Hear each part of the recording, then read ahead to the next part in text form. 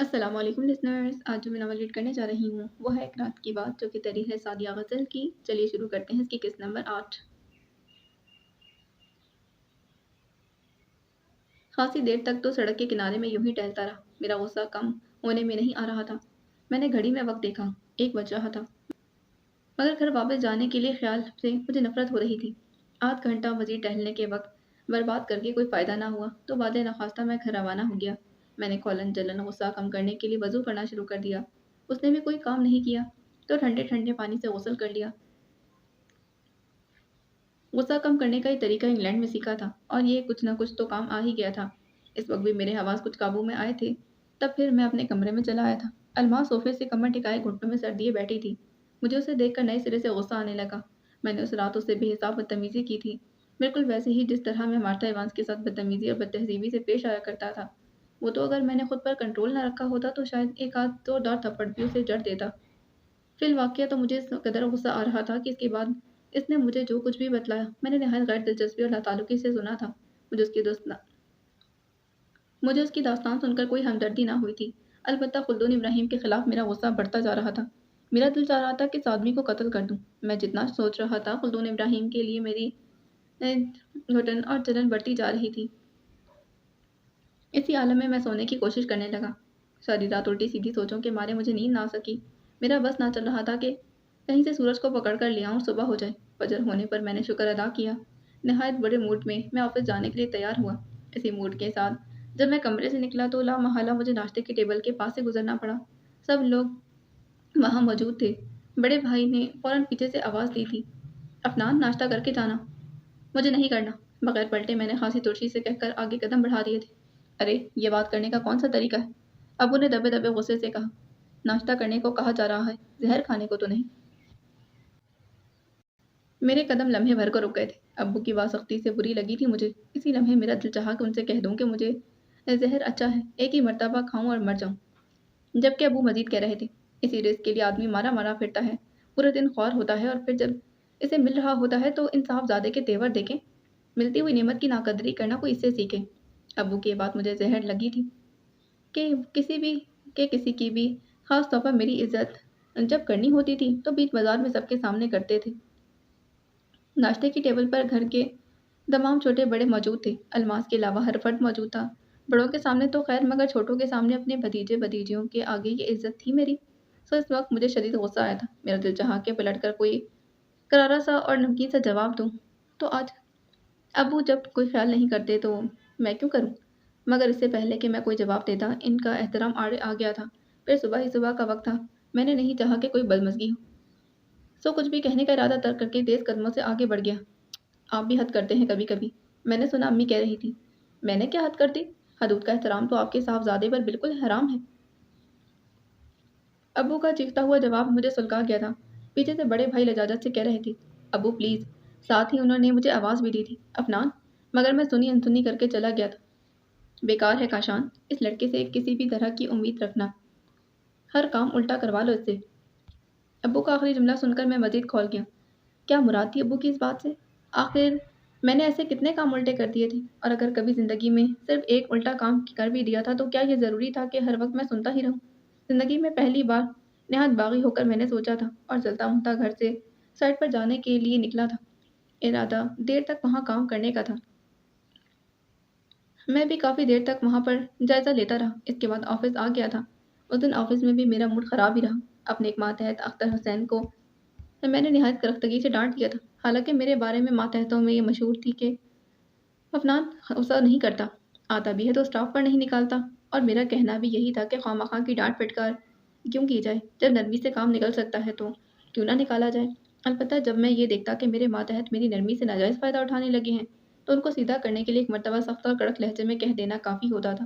سامنے والے کو اندازہ ہو جاتا کہ یہ افنان صاحب کی برداشت کی آخری حد ہے۔ اس کے بعد نتائج کا ذمہ دار وہ خود ہوگا۔ پچھلے 3 سالوں کے درمیان یہ پہلا موقع تھا کہ میں نے اپنے کسی ماتحت کو یوں بغیر لحاظ کے جھاڑا تھا۔ تبھی خاصی دیر تک وہ پریشانی اور بے یقینی کے عالم میں میری شکل دیکھتا رہا، پھر ایک دم آئی ایم سوری سر کہہ کر باہر نکل گیا تھا۔ اس کے یوں چلے جانے پر مجھے اور بھی غصہ آنے لگا۔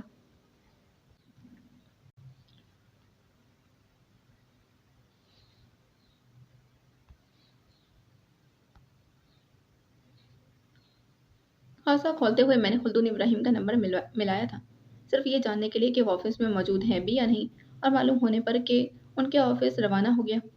पहली मर्तबा था जो मैं उनकी तरफ जा रहा था, वरना आज से पहले ऐसा इत्तेफाक कभी ना हुआ था। उनके ऑफिस के बारे में मैंने बस सुना ही था। रास्ते भर मैं खोलता रहा। खुल्दून इब्राहिम पर मुख्तलिफ वजूहात की बिना पर मुझे शदीद गुस्सा आ रहा था कि उनके ऑफिस की लोकेशन देखकर मुझे शदीद तरीन गुस्सा आया। दस्तक दिए बगैर बदतमीजी से धड़ाक से दरवाज़ा खोलकर अंदर दाखिल होकर मैंने खुल्दून इब्राहिम को अपने ऑफिस में अकेला ही पाया था। आप तो बड़े कमाल के आदमी हैं, खुल्दून इब्राहिम। उनके सामने देखते सारी बदतमीजी उनको सामने देखते ही सारी तमीज़, तहज़ीब, आदाब, अलकाब बालाए ताक रख कर मैं फट पड़ा था। मस्जिद के अहाते में अपना ऑफिस खोलकर बैठे हैं, इतनी बड़ी दाढ़ी भी रखी हुई है। लोग आपको दरवेश आदमी कहते हैं, और कितने मुनाफिक हैं आप, कितने बड़े धोखेबाज हैं, फराड हैं, चीटर हैं। मैंने सजाइया लहजे में कहा। ऐसे होते हैं दरवेश, मैंने बड़ी बदतहजीबी से उनसे कहा था। उनके चेहरे का लम्हा ब लम्हा बदलता इस बात की दलील था कि वो बहुत ज़ब्त करें। दाढ़ी रखना या मस्जिद के अहाते में ऑफिस खोलना ये मेरा ज़ाती मसला है। लोग मुझे दरवेश कहते हैं तो ये उनका ज़ाती मसला है। मैंने किसी से नहीं कहा कि कोई मुझे दरवेश समझे या कहे। तो मुझे अपना मसला बताओ। उन्होंने बड़े तहम्मुल से जवाब दिया था। उस दिन तो मुझसे मेरी अहलियत का बड़ा रोना रो रहे थे। आपने मुझको ये कब बताया कि आपकी भांजी की 2 मरतबा शादी होते होते रह गई थी? मैंने नहायत खुदरे लहजे में उनसे सवाल किया। मैंने किसी को धोखा नहीं दिया। जिस बात का तज़किरा तुम मुझसे कर रहे हो, इस बारे में तुम्हारे वालिद और बड़े भाई को मैं पहले ही बता चुका। वो जानते थे ये बात, उन्होंने संजीदगी से कहा। उनका ये फ़र्ज़ था कि वो तुमको बता देते। हैरत है कि उन्होंने तुमको ये बात नहीं बताई। शादी मेरे वालिद और बड़े भाई को तो करनी नहीं थी। मैंने तन से उनसे पूछा, मेरे वालिद साहब और भाई पर इल्ज़ामात लगाने के बजाय साफ क्यों नहीं कहते कि आपकी भांजी और की कहीं और शादी नहीं हो रही थी? ज़ाहिर सी बात है, एक लेबल-शुदा लड़की से कौन शादी करता भला? और आपको किसी गधे की तलाश थी, इसीलिए मेरी सूरत देखते ही आपने ज़रा भी देर किए बगैर उसे मेरे सर थोप दिया। ये ठीक नहीं है, उन्होंने बहुत ज़ब्त से कहा। तुम्हारे बड़े भाई ने खुद मेरे सामने ये प्रपोज़ल रखा था। मैं खुद अपनी भांजी का रिश्ता मांगने उनके पास नहीं गया था। और अगर अभी इस वक्त मैं तुमको तुम्हारे वालिद साहब के अल्फाज बता दूं कि उन्होंने क्या कहे थे रिश्ता देते वक्त, तो तुम इधर ही गिर पड़ोगी। मेरे बड़े भाई की तो आप जान ही दीजिए। किसी दिन तो वो मुझे ये भी कह देंगे कि अफनान मर जाओ और मुझे मर जाना पड़ेगा। मेरे वालिद साहब की भी रहने दीजिए, वो मेरे वालिद हैं, मुझे जो चाहे कह सकते हैं, आप अपनी कहिए। 2 मरतबा की रिजेक्टेड लड़की को ठिकाने लगाने का उससे अच्छा मौका आपको मिल भी कैसे सकता था? तुम भूल रहे हो ये बात कि इस 2 मरतबा की रिजेक्टेड को सबसे पहले तुम सिलेक्ट कर चुके थे। उनके तबस्सुम आमेज़ लहजे ने मुझे इस्तेआल दिला दिया था।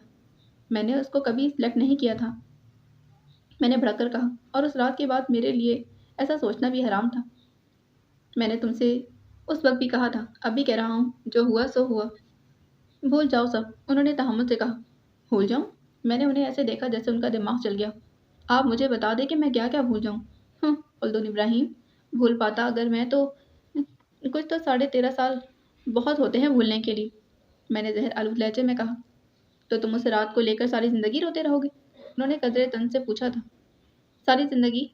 मैंने तल्ख़ी से दोहराया था। और अभी सारी ज़िंदगी रोने में कमी रह गई है क्या? 13.5 साल से तो रो रहा हूँ। देखो, मैंने अलमास को भी समझाया था।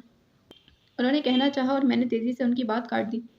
अलमास को समझाया हो आप अपने पास ही रखें। अलमास को समझाया हुआ तो आप अपने पास ही रखें। इसको आपने जो समझाया हो, मुझे उससे कुछ लेना देना नहीं। मुझे आपकी किसी बात से दिलचस्पी नहीं। आप जामे मस्जिद के खतीब नहीं हैं, और ना ही मैं जुम्मे का खुतबा सुनने के लिए यहाँ आया। आप भाड़ में जाएं, मुझे कोई एतराज़ नहीं। अलमास जहन्नुम में जाए, मुझे कोई परवाह। अभी मेरी बात मुकम्मल नहीं हुई। उन्होंने दुरुस्ती से मेरी बात काट दी थी। तुम अपनी बकवास बंद नहीं करोगे? नहीं तो क्या हो जाएगा? मैंने भड़क कर पूछा। मार देंगे आप मुझे? मैंने इस्तेज़ाई अंदाज में सवाल किया। मार के दिखाइए। अब की बार मैंने चैलेंज करती निगाह से उन्हें देखा था। उस रात की बात और थी, हर बार ऐसा नहीं होगा। अपना मसला भी तो बताओ मुझे। उन्होंने बहुत तहम्मुल से पूछा। सारा मसला तो आपकी भांजी का है। मैंने चिढ़कर कहा। मैं तुमसे रिक्वेस्ट करता हूँ, तुम भूलने की कोशिश करो अफनान। उन्होंने अब की बार तकनज़दा लहजे में कहा, और उनकी इस कैफियत ने खासा मज़ा दिया था मुझे। तुम खुश रहने की कोशिश करो अफनान, तुम खुश रहोगी तो अलमास सुखी रहेगी। वो मेरी इकलौती भांजी है, अपनी औलाद से भी ज़्यादा अजीज़ है मुझे वो। ओह! अलमास आपको औलाद से ज़्यादा अजीज़ है? मैंने मज़ाक उड़ाने वाले अंदाज़ में कहा था। और औलाद का दुःख अपना दुःख होता है। मैंने कहकर उनके चेहरे के तासुरात देखना चाहे। वो कुछ ना समझने की सी कैफियत में मुझे देख रहे थे। तो ठीक है फिर, मैं उसे तलाक दे देता हूँ। मैंने मज़ा लेते हुए कहकर उनका चेहरा देखा, जो एक बार ही फ़क हो गया था। उफ़! मुझे अपने दिल में ठंडक सी पड़ती महसूस हुई। तुम ऐसी हरकत नहीं करोगे, बिलाकर ठिठुरे लहजे में उन्होंने कहा था। मेरा दिल चाहा कह के मारकर हंसूं। आप जानते हैं क्या मेरे बारे में? मैं कोई भी हरकत कर सकता हूँ। एक हरकत का मुजाहरा तो आप उस रात देख ही चुके हैं। वो चंद लम्हे होंठ बीचे मुझे देखते रहे, फिर तासुब से उन्होंने कहा था, तुम्हारे बड़े भाई वाकई एक सेंसिबल आदमी है। जी हाँ, आपसे इंतखाब में गलती हो गई, मैंने दिल जलाने वाले लहजे में कहा था। अपने घर में सबसे ज़्यादा इनसेंसिबल मैं ही हूँ, और मैं इनसेंसिबल ज़रूर हूँ, मगर फूल हरगिज़ नहीं। अलमास आपको औलाद से भी ज़्यादा अजीज़ है। इसको तलाक देने से आपको तकलीफ़ होगी। मैंने अपनी बात मुकम्मल करके एक बार फिर उनके चेहरे की तरफ देखा था। तकलीफ़ के आसार उनके चेहरे पर ज़ाहिर हो रहे थे, और मुझे निहायत खुशी होगी। निहायत सबाकी से कहकर मैंने बाहर जाने के लिए कदम बढ़ा दी। तुम ऐसा कुछ नहीं करोगे, उन्होंने अब की बार बेयकीनी से पीछे से पुकार कर कहा। और ऐसा करने से कौन रोकेगा मुझे? पलटकर पीछे देखा। मैंने पेशा पीछे पलटकर मैंने पेशानी पर बल डालकर सवाल किया था, मगर तुम इंटरेस्टेड थे अल्मास में? तुम्हारे बड़े भाई ने मुझे खुद बताया था, उन्होंने अटक अटक कर बेयकीनी से कहा था। मैं अल्मास में कभी इंटरेस्टेड नहीं था, मुझे अल्मास कभी भी नहीं चाहिए थी। दांत कचकचा कर मैंने कहा, मगर ये फैसले अल्लाह ताला के, उन्होंने कहना चाहा। मैंने उनकी बात काट दी थी। ओ, अब ये मत कहिएगा कि ये अल्लाह ताला के फैसले होते हैं। हद होती है किसी बात की। अपनी मर्जी को अल्लाह ताला के फैसले का नाम देते लिहाज भी नहीं आता आपको, मैंने झिटक कर कहा था।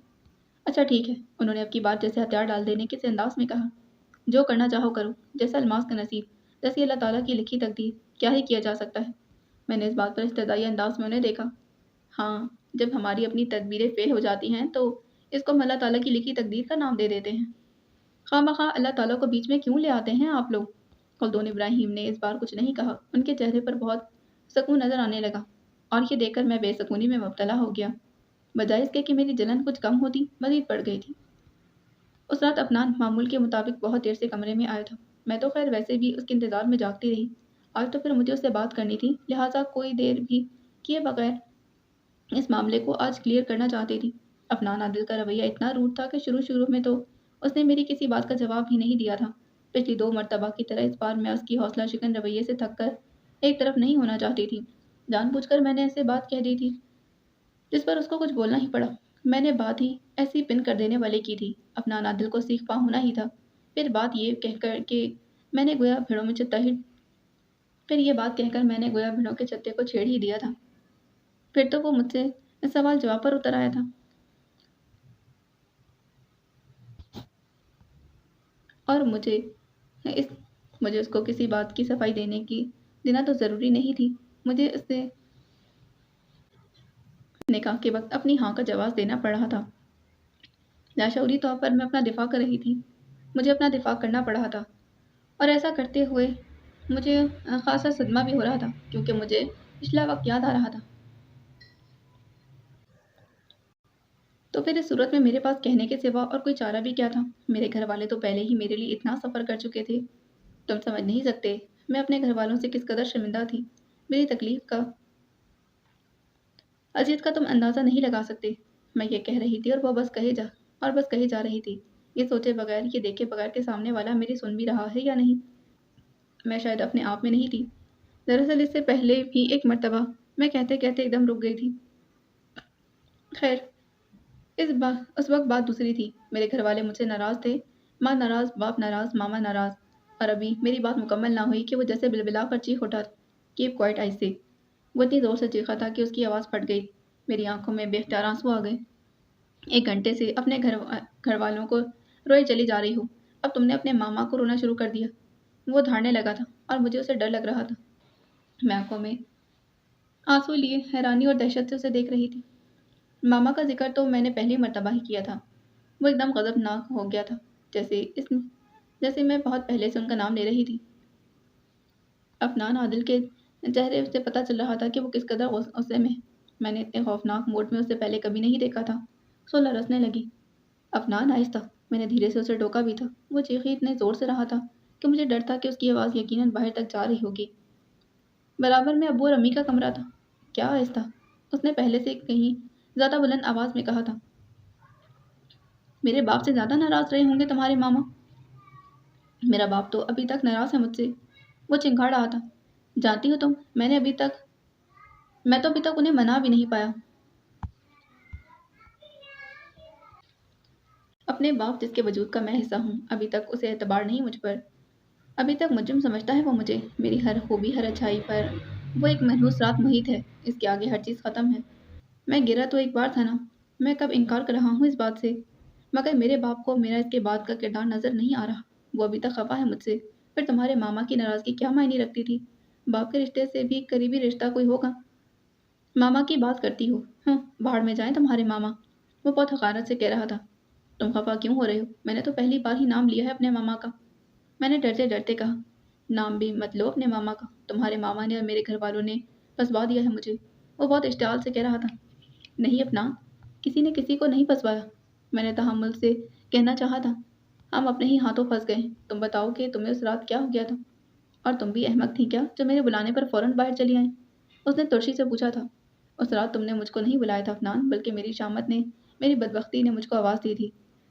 میں نے آنسو ضبط کرتے ہوئے سسکی لے کر کہا۔ اس رات کے بعد کبھی سوچ بھی نہیں سکتی تھی کہ میری شادی تم سے ہوگی، کیونکہ اس رات ریوالور لے کر ماما، میں نے سسکی لے کر بات ادھوری چھوڑ دی، کیونکہ میں سمجھتی تھی۔ اس بار اس نے مجھے بات مکمل نہیں کرنے دی، بس قسمتی سے میں بچ گیا تھا اس رات۔ نہایت تلخی سے اس نے کہا تھا۔ تو ماما نے کچھ نہیں کیا؟ آنسوؤں کے مارے میری آواز بھاری ہو گئی تھی۔ میں کب کہتا ہوں ماما نے کچھ کیا ہے؟ سب کچھ میں نے ہی تو کیا ہے۔ ہاں، سزا بھی تو ملنی چاہیے مجھے۔ پتھر مارو مجھے، کوڑے برساؤ، آگ میں جلا دو مجھے، دفن کر دو، وہ وحشت کے عالم میں بولتا دھڑاک سے دروازہ کھول کر باہر نکل گیا۔ اس کے جانے کے بعد میں وہیں بیٹھ کر شدت سے رونے لگی تھی۔ میں نے کیا کہا جو وہ اپنا سارا غصہ مجھ پر اتار کر چلا گیا؟ میں نے ایسا بھی کیا کہہ دیا تھا کہ وہ مجھ پر اتنا ناراض ہو کر گیا ہے؟ مجھے پتہ نہیں تھا کہ وہ ماما کو اتنا ڈس لائک کرتا ہے، ان سے اس قدر نفرت کرتا ہے، ان سے اس قدر چڑھتا ہے۔ اگر مجھے ذرا بھی اندازہ ہوتا تو میں اس کے سامنے ماما کا ذکر بھی نہ کرتی، اور مجھے سارے معاملے میں ان کا قصور بھی یہ کیا تھا؟ انہوں نے وہ کیا جو مناسب سمجھا، قصور میں نے کیا تھا، مجھے سزا مل رہی تھی، قصور اس نے کیا تھا، اسے سزا مل رہی تھی، حالانکہ ماما نے اس رات مجھ سے کہا تھا یہ ضروری نہیں کہ کسی قصور کی پاداش میں آدمی ہمیشہ سزا ہی اٹھاتا رہے۔ ماما نے مجھے منع کر دیا تھا، میں بھی یہ نہ سمجھ سکی ماما نے مجھے منع کر دیا کہ میں یہ نہ سمجھ بیٹھوں کہ مگر کوئی مجھے یہ بتاتا کہ سزا اس کے سوا بھی کچھ ہوتی ہے، کہ ہم ساتھ رہ ضرور رہے تھے، مگر وہ میرا شوہر ہوتے ہوئے بھی میرا شوہر نہیں تھا، اور میں اس کی بیوی ہوتے ہوئے بھی اس کی بیوی نہیں تھی۔ اگر دنیا نے ہمارے رشتے کو لیگلائز تو کر دیا تھا نکاح کی صورت میں، مگر سچ تو یہ تھا کہ ہم آج بھی اتنے ہی غیر تھے جتنے شادی سے پہلے تھے، اور بے شک ہم دونوں ایک رات کے قصوروار ضرور تھے، مگر گناہگار نہیں تھے۔ پھر بھی اس قصور پر بھی اگر اس نے پکڑ لینے کا ارادہ کر ہی لیا تھا تو وہ جبار یعنی زبردست بھی ہے اور قہار بھی۔ پھر ایسا کیسے ممکن تھا کہ ہم اس کی پکڑ سے بچ جاتے؟ اور اگر اب بھی قدرت سزا دینے پر تلی ہوئی تھی تو آدمی بے بس ہے، سزا اٹھانی ہی تھی۔ میں پیچھے بھی آخر سزا اٹھا کر ہی آئی تھی، اور اب بھی کچھ باقی رہ گئی تھی۔ تو اس سلسلے میں اتنا ہی کیا جا سکتا تھا کہ اللہ تعالیٰ سے سزا میں تخفیف کی دعا اور رحم کی درخواست کر لی جاتی، کیونکہ وہ رحیم یعنی رحم کرنے والا بھی ہے، اور غفار یعنی بہت درگزر کرنے والا بھی ہے۔ یہ سوچ کر مجھے خاصی تسلی ہوئی۔ دل کو کچھ اطمینان ہونے کے بعد مجھے خیال آیا کہ میں نے ابھی تک نماز نہیں پڑھی۔ میں اطمینان سے اٹھی، جا کر وضو کیا، اور جب نماز پڑھنے کے لیے کھڑی ہوئی تو ایک دم افنان عادل کا خیال آ گیا تھا۔ پھر تو مجھ سے نماز پڑھنی دوبر ہو گئی۔ مجھے بار بار خیال آ رہا تھا کہ وہ بہت غصے کے عالم میں گھر سے نکلا ہے، پتہ نہیں کہاں گیا ہوگا، اسے کچھ ہو نہ جائے، کچھ کرنا بیٹھے۔ اس سوچ نے مجھے پریشانی میں بلکہ اچھی طرح فکر میں مبتلا کر دیا تھا۔ اس وقت مجھے یہ سمجھ نہیں آ رہا تھا کہ مجھے کیا کرنا چاہیے۔ پھر ایک دم مجھے خیال آیا کہ گھر کے کسی بڑے کو بتاؤں کہ افنان عادل ناراض ہو کر کہیں چلا گیا ہے۔ یہ سوچ کر میں کمرے سے باہر نکلی۔ بڑے بھائی کا کمرہ پہلی منزل پر تھا۔ سیڑھیاں چڑھ کر ان کے کمرے کے پاس پہنچ کر دستک دینے کے لیے جو ہی میں نے ہاتھ بڑھایا تو ایک دم مجھے خیال آیا۔ بڑے بھائی نے افنان کے ناراض ہو جانے پر وجہ پوچھی تو میں کیا بتاؤں گی؟ یہ سوچ کر مجھے حیاسی آ گئی۔ یہ تو اپنا بھرم اپنا آپ کھو دینے کے مترادف تھا۔ مجھے غیرت سی آئی۔ افنان عادل کا لحاظ آ گیا تھا۔ میں تھکے تھکے قدموں سے کمرے میں واپس پلٹ آئی۔ میں نے بے اختیار اللہ سے دعائیں کرنی شروع کر دی۔ سب ٹھیک رہے، سب خیریت سے ہو، افنان عادل صحیح سلامت گھر واپس آ جائے۔ گھڑی میں وقت دیکھا، 1:15 ہو رہے تھے۔ میں نے پریشانی کے عالم میں کمرے میں ٹہلنا شروع کر دیا۔ پھر جب تھک گئی تو بالآخر بیٹھ گئی۔ کوئی 2:15 بجے کے قریب میں نے دروازہ کھلنے کی آواز پر سر اٹھا کر دیکھا اور افنان عادل کو سامنے پا کر بے اختیار شکر کی سانس اندر کھینچ کر سر جھکائے بیٹھی رہی تھی۔ وہ اندر آتے ہی بے حد ترشی سے بولا، اب تم یوں اس طرح کیوں بیٹھی ہو؟ میں تو کہہ رہا ہوں کہ سارا قصور میرا ہے۔ میں کہہ تو رہا ہوں کہ سارا قصور میرا ہے۔ नहीं अपना, मैंने फ़ौरन उसे टोका। तुम अकेले कसूरवार नहीं, उस रात कसूरवार मैं भी थी। हाँ, तुम ख़ामख़ा खुद को इल्ज़ाम मत दो। गलती तो मुझसे हुई है, मैं मुजरिम हूँ, उसने दुरुस्त लहजे में कहा। नहीं अपना, अगर तुम उस रात 50% कसूरवार थे, तो 50% कसूरवार मैं भी थी। तुमने ठीक कहा, ज़रूरी तो नहीं कि मुझसे उस रात तुम कोई फ़रमाइश करते और मैं अहमक की तरह उसे पूरा करने की तुम्हारे साथ चल देती। Keep your mouth shut. तुम्हें मुझे कुछ याद दिलाने की ज़रूरत नहीं है, उसने बेहद इश्तियाल से कहा था। मैं तुमको कुछ याद नहीं दिला रही अपना, मैंने बड़ी बेबसी से कहा। मैं तो सिर्फ कह रही हूँ कि उस रात जो हुआ बुरा हुआ। मोहतरमा अलमास, मैं तुम्हारे ख्यालों से बिल्कुल मुत्तफिक नहीं, उसने एक एक लफ्ज़ चबाकर कहा था। उस रात जो हुआ, लफ्ज़ बुरा उसकी तशरीह करने के लिए तो बिल्कुल काफ़ी नहीं। वाकई जो हुआ सो हुआ, मैंने उसकी तकलीफ़ महसूस करके आंखें बंद करते कहा। तुम चुप नहीं रह सकती? वो बिलबिला कर चीखता पड़ा था, मगर मैं अपने आप में नहीं थी। इस वाक़े के कंसीक्वेंसेस बदतरीन थे। हाँ, कंसीक्वेंसेस, उसका लहजा तल्ख़ था। तुम जानते भी हो कंसीक्वेंसेस किसे कहते हैं? उसने गोया तंज़ किया था। हाँ, जानूँगी क्यों नहीं, मैं भुगत कर आ रही हूँ। मैं ट्रांस के आलम में कही जा रही थी। तुमने अभी मुझसे कहा कि तुम्हारे बाप, जिनके तुम वजूद का हिस्सा हो, वो तुमको मुजरिम समझते थे। तुम्हारे वालिद साहब को शायद सब कुछ पता होगा।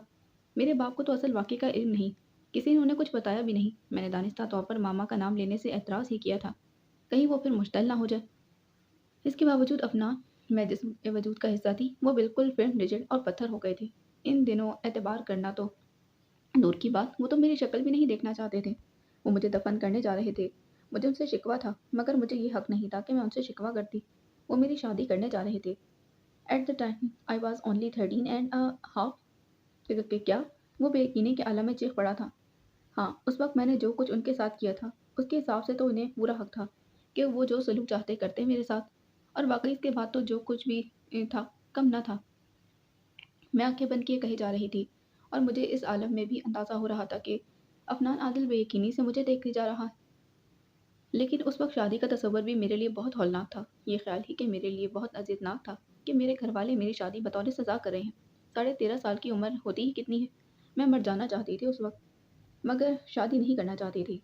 तब मैंने बहुत दुआएं की थी, जिस तरह हज़रत आदम अलैहिस्सलाम ने अपना मुकदमा अल्लाह ताला के सामने रख दिया था।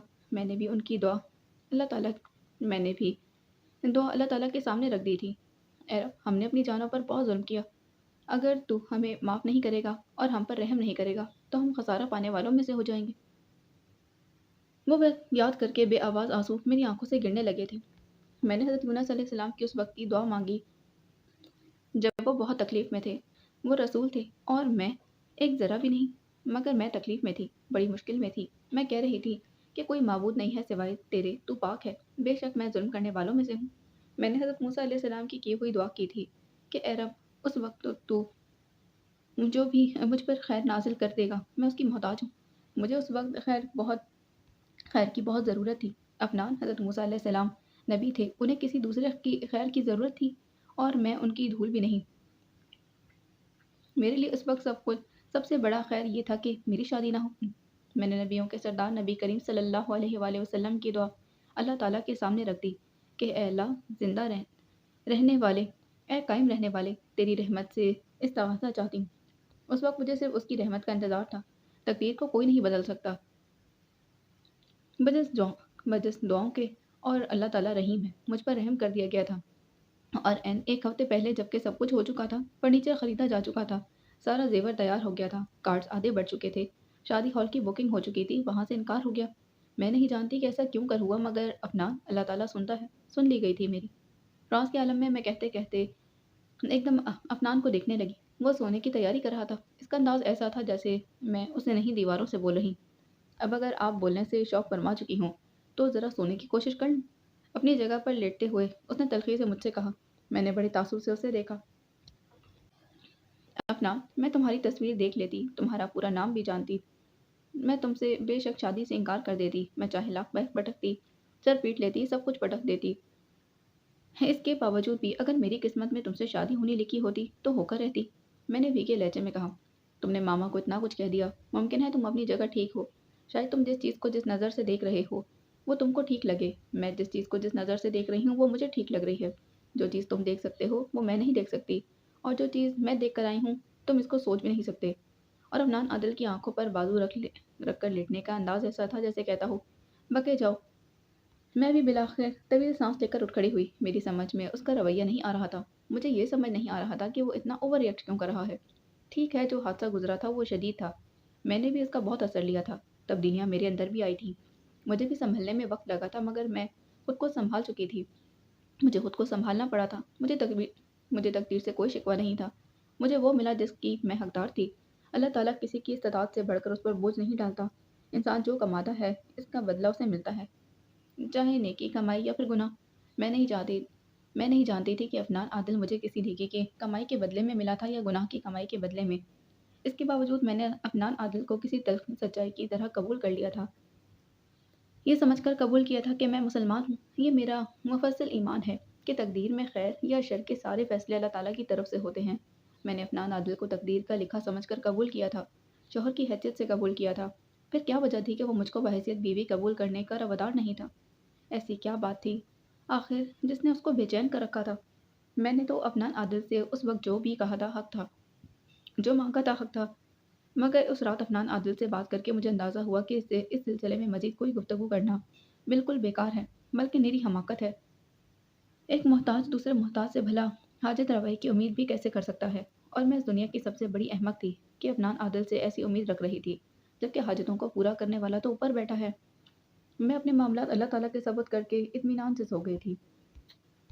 अगले दिन जब मेरी आँख खुली तो वो ऑफ़िस रवाना हो चुका था और मैं बड़े भाई के पास पहुँच गई। इस वक़्त बड़े भाई कमरे में अकेले थे और एक कुर्सी पर मुतफक्किर से बैठे थे। मुझे देखकर हैरान से हो गए। क्या बात है जवाहिर, तुम सुबह-सुबह यहाँ और अभी-अभी अपना? वो कहते-कहते रुक गए थे। मेरे कान खड़े हो गए, मगर बड़े भाई ने जुमला मुकम्मल नहीं किया। मैं मुंतज़िर रही। बड़े भाई सवालिया नज़रों से मुझे देख रहे थे। मुझे समझ में नहीं आ रहा था कि बात कहाँ से शुरू करूँ। एकदम मेरे मुँह से निकला, "आप आज ऑफ़िस नहीं जा रहे बड़े भाई?" इस वक़्त सबसे अच्छा सवाल यही लगा मुझे।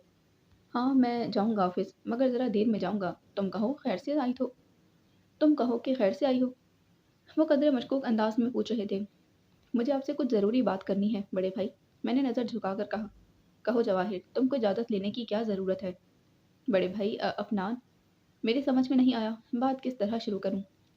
क्या हुआ अफ़नान को? क्या कर दिया अफ़नान ने? सब ठीक तो है ना? वो तुम्हारे साथ अच्छा तो है ना?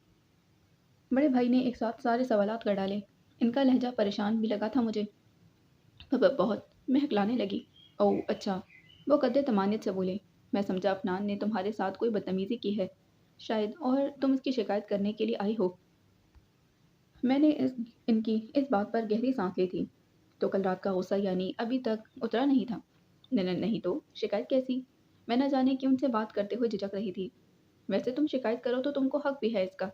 घर भर को भी उसे उसके तीसरे दिन ऑफ़िस जॉइन कर लेने पर न सिर्फ़ शिकायत है बल्कि हैरानी भी है। जी, के अलावा तो मैं और कुछ कह ही ना सकी थी। अफ़नान का मूड आजकल ठीक नहीं रहता। मुझे इस बात का भी अंदाज़ा है। आज सुबह भी इसका मूड ख़राब था, जब वो ऑफ़िस जाने के लिए निकला। मगर इसमें इसका कसूर नहीं। मैं जानता हूँ वो थोड़ा डिस्टर्ब है। अगर तुम इसके साथ थोड़ा ताउन करोगी तो वो नॉर्मल हो जाएगा। बड़े भाई के कहने पर मैंने बेबसी से उन्हें देखा। क्या आपने ज़बरदस्ती उसकी शादी मुझसे करवाई है? मेरे सवाल पर वो चौंके ज़रूर, ताहम सुकून से कहा, नहीं, किसी ने उस पर ज़बरदस्ती नहीं की। मैंने तो उसे उसे पूछा था, उसने मुझे मना नहीं किया। वो अगर राज़ी नहीं होता तो मुझे मना कर देता, जैसे और सबको मना करता रहा। एक लम्हे को मेरा दिल चाहा कि उनसे कहूँ कि आपने उसे समझने में गलती कर दी, जबकि वो कह रहे थे, दरअसल उससे तुम्हारी शादी का फ़ैसला अब्बू ही का था। मैंने तो सिर्फ़ उनका फ़ैसला उस तक पहुँचा दिया था। तो ये आपका फ़ैसला नहीं था? दरअसल ऐसा है कि मर्ज़ी तो मेरी भी थी। मैं भी यही चाहता था कि अफ़नान की शादी तुमसे ही हो। फर्स्ट टाइम अफ़नान ने तुम्हारे बारे में मुझे ही बताया था। मैं जानता था कि अफ़नान तुम में इन्वॉल्वड है, तुम में इंटरेस्टेड है। फिर तुम्हारे मामा के सामने मैंने ये प्रपोज़ल रखा। उनके सामने ये प्रपोज़ल रखते हुए मैं डर रहा था कि कहीं तैश में आकर इनकार ही ना कर दें। क्योंकि जो कुछ हो चुका था, इसमें अफ़नान के साथ हमारा पूरा ख़ानदान माँ सिवाय अम्मी के और तुम्हारे मामा भी इन्वॉल्व थे। मगर तुम्हारे मामा बहुत रीज़नेबल और सेंसिबल आदमी हैं। उन्होंने कोई एतराज़ नहीं किया। तुम्हारे वालिदैन पर बात छोड़ दी। साथ ही ये भी कहा कि अफ़नान के हक़ में वो उन्हें राज़ी करने की कोशिश करेंगे। तुम्हारे घरवालों को एतराज़ ना हुआ। उन्होंने मुझे सारी तफ़सील ख़ासी संजीदगी से बताई थी। अब्बू ने नाराज़ होकर अफ़नान की शादी मुझसे करने का फ़ैसला किया था। मैंने संजीदगी से पूछा, तुमसे किसने कहा? उन्होंने चौंक कर मुझे देखा। ایسا تو کچھ نہیں ہے۔ تو اب ابو کیا خفا ہیں افنان سے؟ میں نے ٹھہرے ہوئے لہجے میں سوال کیا۔ نہیں تو وہ بھلا کیوں خفا ہوتے؟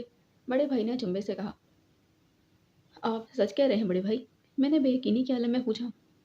ارے تمہیں یقین نہیں آتا تو خود ابو سے پوچھ لو۔ وہ ربانی سے کہتے کہتے ایک دم ٹھٹک سے گئے۔ ایک منٹ رکو، یہ سب تم کیوں پوچھ رہی ہو؟ کیا افنان نے تم سے کچھ کہا ہے؟ نہیں، افنان نے کچھ نہیں کہا، میں نے سادگی سے بتایا۔ وہ چند لمحے مجھے دیکھتے رہے، پھر گہری سانس لے کر کہا، تم ہی سے نہیں کہے گا تو اور کس سے کہے گا؟ وہ آپ سے بہت قریب ہے بڑے بھائی، میں نے دبی زبان سے کہا تھا۔ میں جانتا ہوں، انہوں نے حسب مطابق گہری سانس لے کر کہا۔ بہت فرما بردار اور لائق ہے میرا بھائی، وہ سب سے چھوٹا ہے نا، مجھے بہت عزیز ہے، وہ بہت پیارا ہے، بلکہ اسے وابستہ ہر چیز مجھے پیاری ہے۔ مجھے تم بھی بہت عزیز ہو، بڑے دل سے اور بڑی چاہ سے اس کی بیوی بنا کر لایا ہوں تم کو۔ جواہر میرے بھائی کا خیال رکھنا، اسے جو بھی تکلیف ہے، مشکل ہے، پریشانی ہے، اسے شیئر کرنے کی کوشش کرو۔ میں بھی اس سے بات کروں گا، بڑے بھائی نے مجھے تسلی دی تھی۔ میں چپ چاپ وہاں سے چلی آئی، مجھے خیال آیا مجھے ابو سے بھی ضرور بات کرنی چاہیے، ان کے خیالات بھی افنان کے متعلق مجھے پتہ ہونے چاہیے۔ یہی سوچ کر میں ابو کے پاس چلی گئی تھی۔ وہ مجھے دیکھ کر ایک دم خوش ہو گئے۔ آؤ آؤ بہو، یہاں بیٹھو۔ وہ صوفے پر بیٹھے ہوئے تھے، فوراً ایک طرف ہو کر مجھے بھی جگہ دی۔ سارا، بہو ہمارے کمرے میں پہلی مرتبہ آئی ہے تو اس کے لیے کیا ہونا چاہیے؟ انہوں نے امی سے نہایت خوشگوار موڈ میں پوچھا۔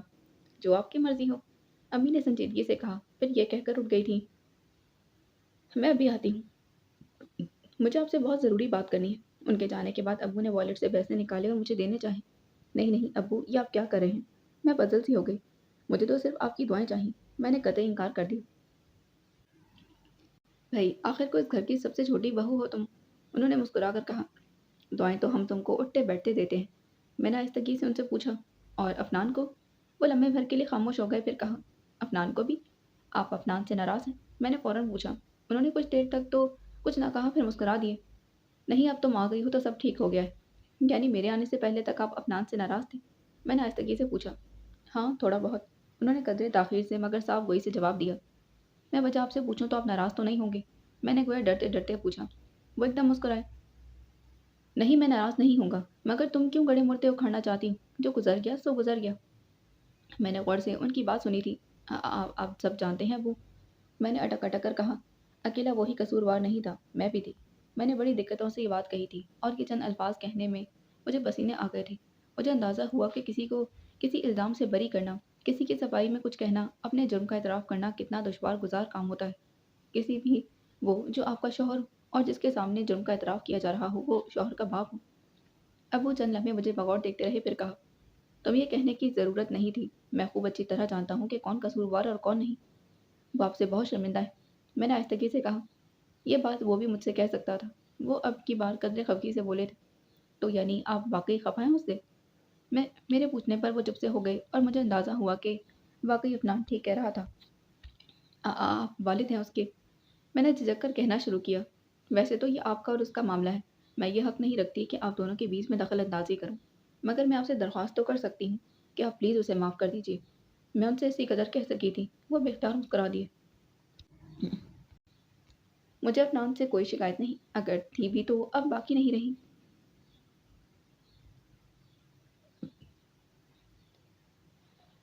یہ سب کچھ اسی طرح ہونا تھا، تم کو اسی گھر میں آنا تھا سو تم آ گئی۔ افنان نے تم کو پسند کر کے زندگی میں پہلا کام اچھا کیا ہے۔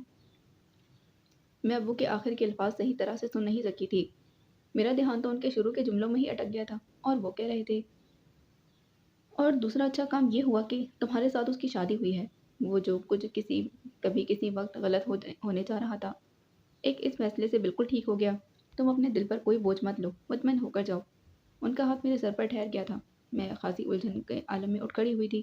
باہر آتے ہوئے بار بار ابو کے الفاظ میرے کانوں میں گونج رہے تھے، یہ سب کچھ اسی طرح ہونا لکھا تھا، تم کو اسی گھر میں آنا تھا، مجھے واقعی اسی گھر میں آنا تھا۔ میں نے بڑی حیرت سے سوچا، سب کچھ اسی طرح ہونا تھا؟ کیا سب کچھ؟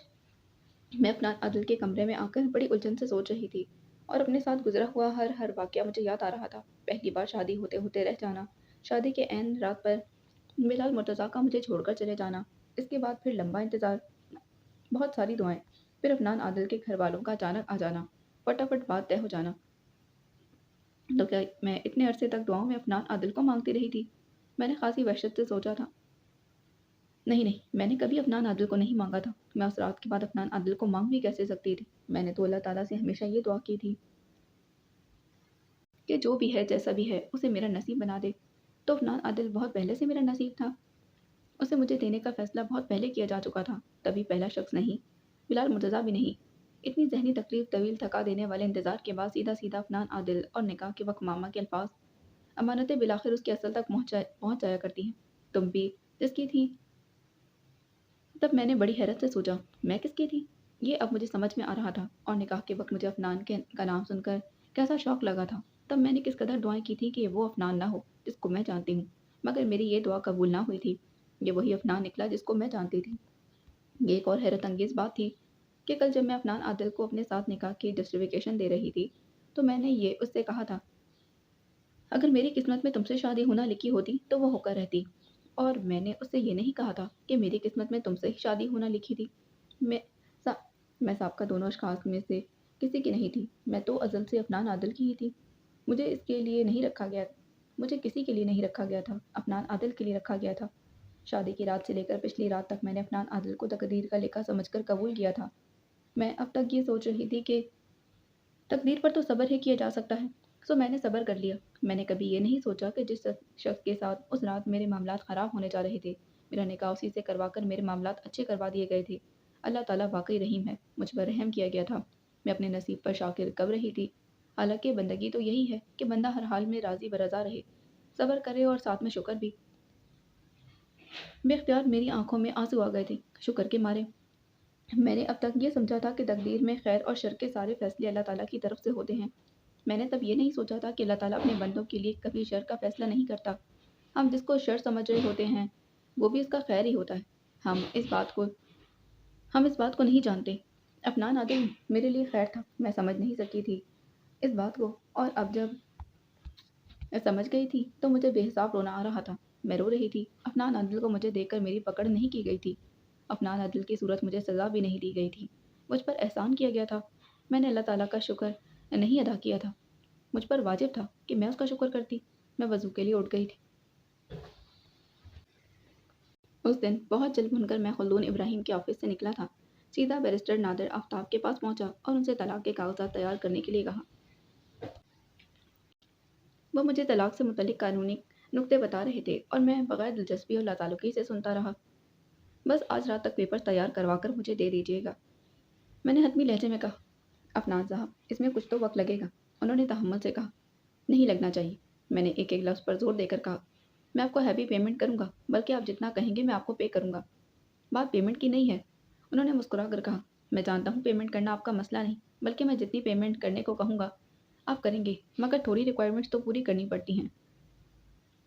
उसमें तो वक्त लगता है। बहरहाल जैसे ही पेपर तैयार हो जाएंगे मैं आपको कॉल कर दूंगा। उनके हतमी अंदाज को मैं उठ उनके हतमी अंदाज पर मैं उठ खड़ा हुआ। वैसे आपने सोच लिया है ना कि अच्छी तरह से। मुसाफे के लिए मेरी तरफ हाथ बढ़ाते उन्होंने मुझे देखते कहा। तलाक हलाल चीज़ों में से है, अल्लाह ताला के नज़दीक एक नापसंदीदा चीज़ है। मैंने नहायत बेतौजी से उनकी बात सुनी थी, अलबत्ता बाहर आते हुए सोचा था कि हलाल तो है ना, बस बात ख़त्म।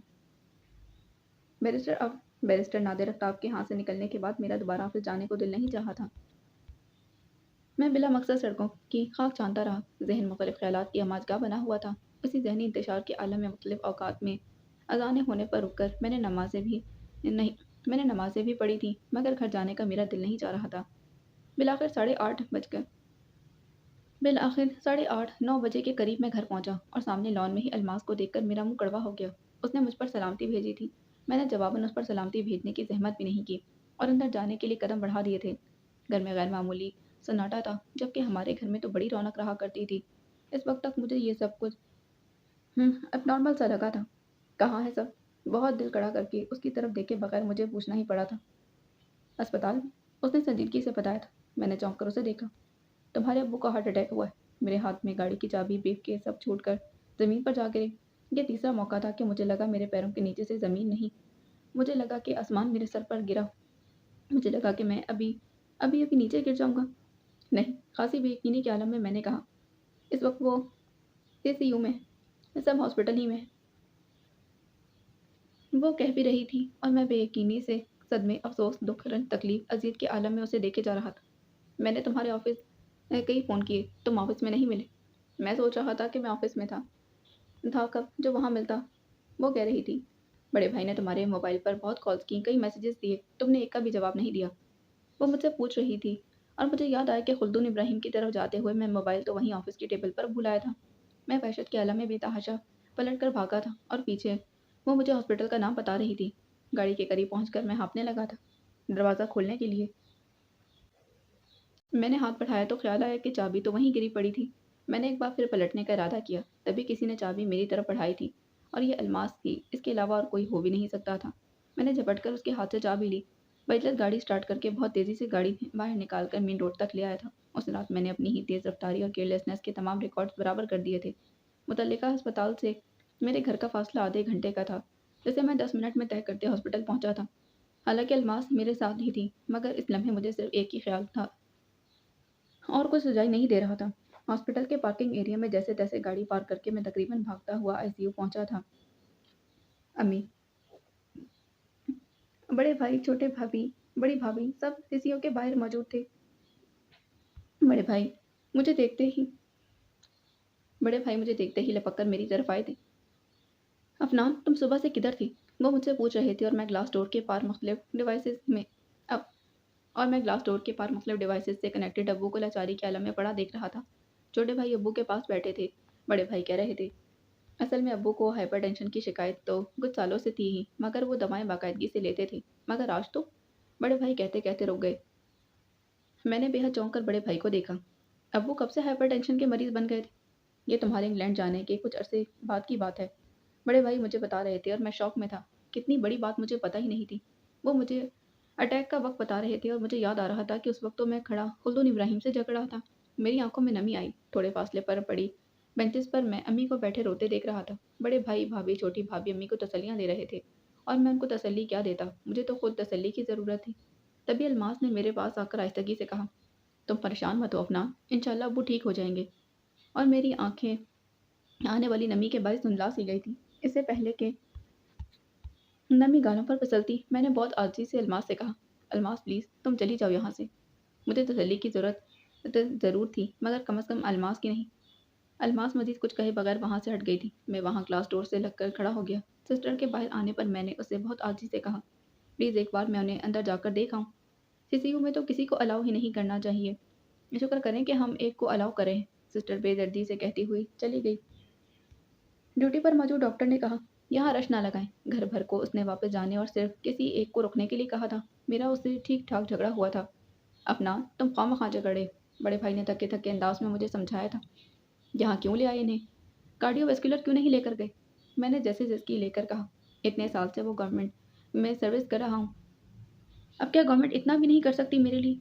मैंने कदे नाराज़ी से कहा था, अफनान हम कहीं भी जाते इस सूरत हाल से वास्ता पड़ना था. मेरा अब्बू को वहीं ले जाने का इरादा था, लेकिन अब्बू की हालत देखकर मैं डर गया था. इतना दूर जाना मैं अफोर्ड नहीं कर सकता था. पहला सबसे करीबी अस्पताल यही था. बड़े भाई अभी कह रहे थे कि छोटे भाई अंदर से उठकर आ गए थे. अल्लाह का शुक्र है बड़े भाई, अब्बू ठीक हैं. मेरी डॉक्टर से बात हुई है, सब नॉर्मलाइज हो गया. शुक्र अल्हम्दुलिल्लाह, बड़े भाई ने बिला तौक़ुफ़ कहा था. और मेरी नज़र बेख्तियार ही ग्लास डोर के उस पार भटकने लगी. अब्बू की आंखें बंद थीं. सांस लेने की रफ्तार का अंदाज़ा इधर खड़े ही इधर खड़े खड़े ही हो सकता था. मैंने खासी बेयकीनी से छोटे भाई को देखा. मेरी आंखें नमी के बायस धुंधला गई थी. क्या वाकई सब नॉर्मलाइज है? बड़े भाई छोटे भाई से कह रहे थे, सामान यहाँ रश लगाना ठीक नहीं, ऐसा करो कि सबको घर ले जाओ, मैं इधर हूँ. फिर मेरे कंधे पर हाथ रखा. अफनान तुम भी जाओ. नहीं, मैंने पथरीले लहजे में कहा, आप सब जाएं, मुझे रहने दें. अफनान जिद मत करो, बड़े भाई ने थके थके लहजे में कहा, आप लोग कब से यहाँ हैं? मैं तो अभी आया हूँ और अभी मैं घर चला जाऊँ. प्लीज़ मुझे कहीं नहीं जाना. मैंने रिक्कत से कहा, आप लोग जाएं सब, प्लीज़ मुझे रहने दें यहीं. मैंने मिन्नत करने वाले अंदाज में कहकर बड़ी मुश्किलों से उनको राज़ी करने की करके अमादा मैंने बड़ी मैंने मिन्नत करने वाले अंदाज में कहकर बड़ी मुश्किलों से इन लोगों को राज़ी करके उन्हें जाने पर आमादा किया. बड़े भाई ने चलते हुए अपना मोबाइल मुझे दिया था. देखो कोई भी मसला हो मुझे फ़ौरन कॉल करना. वो जाते हुए भी मुझे समझा कर गए थे, अफनान तुम फ़िक्र मत करना, अब्बू को इंशाल्लाह कुछ नहीं होगा. और मेरी आंखों में नमी उभरने लगी थी. मैं सोचता रहा कि अब्बू को कुछ होना भी नहीं चाहिए, बस अब्बू को कुछ नहीं होना चाहिए. और अभी मैंने सीसीयू के अंदर कदम रखा ही था कि वहाँ पर मौजूद स्टाफ और डॉक्टर्स को کہ वहाँ पर मौजूद स्टाफ और डॉक्टर्स को एकदम एक्टिव होते देखा। मैं डर सा गया था। क्या हुआ है? इन्हें क्या हो गया है? मैंने डॉक्टर से खासी वहशत के आलम में पूछा। दूसरा अटैक हुआ है, डॉक्टर ने मसरूफ़ अंदाज में अपनी पेशावराना जिम्मेदारियां पूरी करते हुए जवाब दिया। मैंने एकदम दीवार को थामा, मेरा दिल बैठ गया था, दम हलक में अटकने लगा। मगर अभी अभी तो आप लोगों ने कहा था। मैं बेयकीनी के मारे अपनी बात मुकम्मल ना कर सका। आप परेशान मत हों, he will be all right. Doctor ने एक बार फिर मुझे तसल्ली दी। मैं परेशानी के आलम में हवास बाख्ता सा खड़ा रहा, बेबसी से सब कुछ देख रहा था। दिल ही दिल में डर रहा था, दुआएं कर रहा था। मेरे आंसू खामोशी से मेरे गाल गीले कर रहे थे। मुसलसल कुछ घंटों की कोशिश के बाद डॉक्टर ने मुझसे कहा था, अब सब ठीक है। मेरा रुका हुआ सांस बहाल हुआ था। खामोशी से मैं अब्बू के पास जाकर बैठ गया था। मुझे अब्बू की हालत देखकर डर भी लग रहा था। अब वो होश में नहीं थी और मेरा दिल चाह रहा था कि मैंने झंझोड़ कर उठा दूं। अब्बू उठें, आप बेशक मुझे डांट लें, झाड़ दें, मगर उठ जाएं। मगर अब्बू इस वक्त मेरी किसी भी कैफियत से बेखबर थे। ऐसे लाचार थे कि उनकी लाचारी मुझे लाचारी में मुब्तला किए दे रही थी। इस आलम में वो अगर सांस भी ज़रा तेज़ लेने लगते तो मेरी सांसें बंद होने लगती। मैं वहाँ के स्टाफ को एकदम अलर्ट कर देता। मुझे लगता अब्बू की सांसों के साथ मेरी सांस का कनेक्शन है। अब्बू को कुछ हो गया तो खुदा न खास्ता मुझे भी कुछ हो जाएगा। मुझे एकदम आज सुबह का वाक़या याद आ गया। अच्छा हुआ था मैंने अब्बू को कोई जवाब नहीं दिया। इसके बावजूद भी अब्बू कितना बोले थे मुझ पर। मैंने इनको सुबह जवाब दे दिया था तो अभी पछता ही रहा होता। अब्बू तो पहले ही खफा थे मुझसे। वो मुझसे कब खुश थे, नाराज़ ही रहते थे। खुदा न खास्ता अल्लाह ना करे नाराज़ ही चले गए मुझसे तो मैं क्या करूँगा? मैं तो कहीं का नहीं रह जाऊँगा। मेरी दुनिया बर्बाद, मेरी आख़िरत बर्बाद, मेरा ठिकाना कहाँ होगा? ये सोच मुझे मार देने के लिए काफ़ी थी। ये सोच मुझे मार देती थी। मैं डर जाता था, दुआएँ करता रहता। पूरी रात मैं अब्बू के करीब बैठा रहा, उन्हें देखता रहा, उनका हाथ अपने हाथ में लेकर महसूस करते दुआएँ करते हुए खुद को यकीन दिलाता रहा। आपको कुछ नहीं होगा अब्बू, इंशाल्लाह आप ठीक हो जाएँगे। वो रात इतनी भारी थी मुझ पर कि वो 7 रातें भी कुछ भी ना थी जो इस मनहूस रात के बाद मैंने गुज़ारी थी। ये रात अकेली हर रात पर भारी थी, बेबस कर देने वाली। मैं मारे बेबसी के रो पड़ा था। मुझे पता नहीं फ़जर कैसे हुई, अलबत्ता मैंने अल्लाह का शुक्र अदा किया, इत्मीनान की सांस ली। फ़जर मैंने वहीं पढ़ी थी और इस दौरान भी मेरा सारा ध्यान अब्बू की ही तरफ था। सुबह ही सुबह बड़े भाई, छोटे भाई और अम्मी चले आए थे। इन लोगों के पूछने पर मैंने मुख्तसर सा सब कुछ बता दिया। दूसरे अटैक का मैंने अम्मी के सामने दानिस्ता बताने से गुरेज किया। ख़वाह परेशान हो जाती। अफनान तुम अब घर जाओ, रात भर के जागे हुए हो, थोड़ा आराम कर लो। अम्मी के कहने पर मैंने उन्हें साफ मना कर दिया। आप लोग मेरी फ़िक्र मत करें, मैं बिल्कुल ठीक हूँ। बहुत ज़िद बहस के बाद छोटे भाई ने बिलाखिर कहा, अच्छा शाम में आएंगे हम। मैं मज़ीद कुछ कहे सुने बगैर एक बार फिर अब्बू के पास जा बैठा। शाम में बड़े भाई आए तो उन्होंने कहा, अफनान जब मैं घर से निकल रहा था तो बैरिस्टर नादिर आफ्ताब का फ़ोन आया था। वो कह रहे थे कि अफनान साहब ने जो पेपर तैयार करवाने के लिए कहे थे वो तैयार हैं। तुमने कैसे पेपर्स तैयार करवाने को कहा था उनसे? बड़े भाई पूछ रहे थे और मेरी आंखों में नमी जम सी गई थी। पिछली रात और आज का दिन इतनी अजियत तकलीफ और बेबसी के आलम में गुजरा था कि मुझे इस बात का तो ख्याल ही न रहा, किसी बात का होश ही नहीं रहा था। हालांकि मैंने तो बड़े ठुस्से से बड़े रौनक से खुल्दून इब्राहिम से कह दिया था कि और कौन है जो मुझे रोक लेगा। और अब मैं ये सोच रहा था कि हम क्या होते हैं और हमारे दावे क्या होते हैं। मैं भी ये दावा करते ये बात भूल गया था कि एक सुप्रीम अथॉरिटी ऊपर बैठी है, वो कुछ भी कर सकती है। कोई और मुझे नहीं रोकेगा तो वो रोक देने पर कादिर है। मैं रोक लिया जाऊंगा। मैं रोक दिया गया था। मैं अर्श से फर्श पर फेंक दिया गया था। मुझे मेरी औकात याद दिला दी गई थी कि बंदे हो बंदे बन कर रहो, फ़िरौन मत बनो। फ़िरौन ने खुदाई का दावा किया था। मैं इस लम्हे सा मैं उस लम्हे काँप कर रह गया। मुझे एकदम से खौफ आने लगा था उसकी ज़ात से, और इस वक्त मेरा सिर्फ सजदे में गिरकर तौबा करने को दिल चाह रहा था। बेहद और बेहिसाब रोने को दिल चाह रहा था, जबकि बड़े भाई मुझे मुसलसल सवालिया नज़रों से देख रहे थे। वो कुछ ऑफिशियल टाइप के पेपर्स थे। बिलाखिर मैं जब बोला तो आंसुओं से मेरी आवाज़ भारी हो गई। अब उन्हें मना कर दीजिए, मैंने बमुश्किल कहा था। कि फिर बड़े भाई से अभी आता हूँ कहकर बेतहाशा करीबी मस्जिद की तरफ भागा था। मुसलसल उसके सामने गिड़गिड़ाते रोते हुए मैं सोच रहा था, कैसा होता है ना, हम कितनी बड़ी बड़ी बातें कर जाते हैं। वो बातें हमारी सराउंडिंग्स में मौजूद रहती हैं, हमारे कहे हुए अल्फाज की बाज़गश फ़िज़ा में रहती है, और कभी भी किसी भी मौका पर हमारी बातें, हमारे कहे हुए अल्फाज, हमारे जुमले जनाटेदार थप्पड़ की तरह हमारे मुंह पर पड़ जाते हैं। मैं भी तो खुल्दून इब्राहिम से कह आया था कि हम अपनी तदबीरों के फेलियर को अल्लाह ताला की लिखी तकदीर का नाम दे देते। मैं इस बात को क्या कहता, मेरी तदबीर का फेलियर थी या तकदीर के सिवा और कुछ भी थी। मैं वहाँ खासी देर इसी आलम में रहने के बाद तभी उठा था जब दिल हल्का हुआ था। मैं वापस आया तो ख़ानदान भर वहाँ मौजूद था। उस रात भी मैं अब्बू के साथ रुका था। अगले दिन अब्बू की कंडीशन इस कदर बेहतर हुई कि वो खांसे-खांसे लंबे अरसे बाद आँखें खोलकर सेकंड 2 सेकंड तक सामने देख लिया करते। अभी भी वो मुकम्मल तौर पर होश में नहीं थे। बहरहाल इतने ही होने पर मैंने अल्लाह का शुक्र अदा किया था। उसी दिन छोटे भाई ने मुझे ठीक-ठाक झाड़ पिलाई थी। वो मुझे घर जाने और खुद रुकने के लिए कह रहे थे और मैं रुकने पर मसर था। तुम तो ऐसे कर रहे हो अफ़नान जैसे अब्बू का ख़्याल सिर्फ़ तुमको है। मुझे और बड़े भाई को तो है ही नहीं। छोटे भाई गुस्से के हमेशा से तेज़ थे और इस वक़्त भी उन्होंने मुझे बहुत गुस्से से कहा था और मैं उनसे कुछ कह नहीं सका। मैं उनसे कहता भी क्या? मेरे पास कहने के लिए कुछ था भी नहीं। मारे बेबसी के मेरी आँखों में सिर्फ़ आँसू ही थे। बाकी क्लिक इसमें जाने से पहले चैनल को सब्सक्राइब करें, वीडियो को लाइक करें, बेल आइकन को प्रेस करना हरगिज़ ना भूलें। मिलते हैं इसके अगले एपिसोड में। अल्लाह हाफ़िज़। साथ ही कमेंट में ये ज़रूर लिख के बताएँ कि आपको ये नॉवल कैसा लग रहा।